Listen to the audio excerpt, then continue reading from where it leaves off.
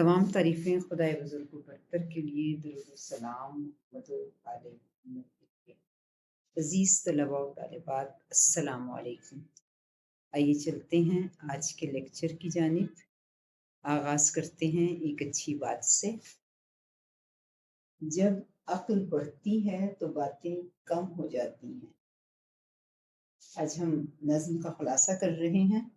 नज़्म का उन्वान आज़ादी, शायर का नाम एहसान दानिश। आप अपनी उर्दू की किताब सफ़ा नंबर 108 अगर निकाल लें तो आपको ये खुलासा समझने में आसानी हो जाएगी। आइए देखते हैं, तरतीब के साथ हम अशार के साथ साथ चलेंगे। तामीर आज़ादी इबादत है और इसका उन्वान शहादत है। जहाँ इजहारे राय की आज़ादी न मिल सके तो ये आज़ादी की तौहीन है। आज़ादी एक हरारत की तरह खून में गर्दिश करती है और कुर्बानी के ज़रिए इसकी ताबीर हासिल होती है। ज़माना कुछ भी कहता रहे, वो कुरान के पर्दे में सब कुछ कह गया। कीमती कुर्बानियाँ देने के बाद भी तामीर आज़ादी नामुकम्मल है। मेरा दीन आज़ादी का आलमगीर पैगाम है, मैं इसकी रोशनी आम करता रहूँगा।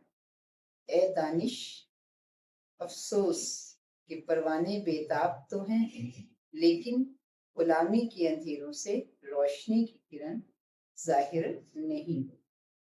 अजीज़ तलबा व तालिबात, आपने देखा खुलासे में याद रखने के लिए 2-3 निकात बहुत अहम हैं।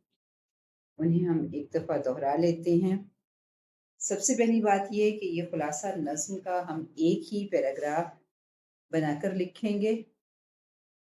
दूसरे नंबर पर ये कि हम अशार की तरतीब का ख़याल रखेंगे, यानी ऐसा नहीं होना चाहिए कि किसी बात के शेर की का मफ़हूम हम पहले दे दें और पहले शेर का मफ़हूम बाद में लिखें।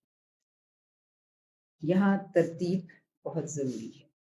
तीसरी अहम बात, खुलासे में किसी भी किस्म का हवाला शामिल नहीं किया जाएगा, क्योंकि हम खुलासा लिखते हुए इस बात का ख़याल रखते हैं कि खुलासे में इज़ाफ़ी बात शामिल नहीं की जाएगी, ना कोई वज़ाहती बयान होगा, बल्कि जो कुछ हमारे पास नज़्म में बयान किया गया है, उसी को हम मुख्तसर अल्फ़ाज में लिखेंगे।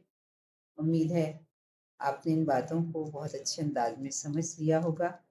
अगर फिर भी कोई कन्फ्यूजन हो तो कमेंट बॉक्स में आप पूछ सकते हैं। सलामत रहिए। खुदा हाफ़िज़।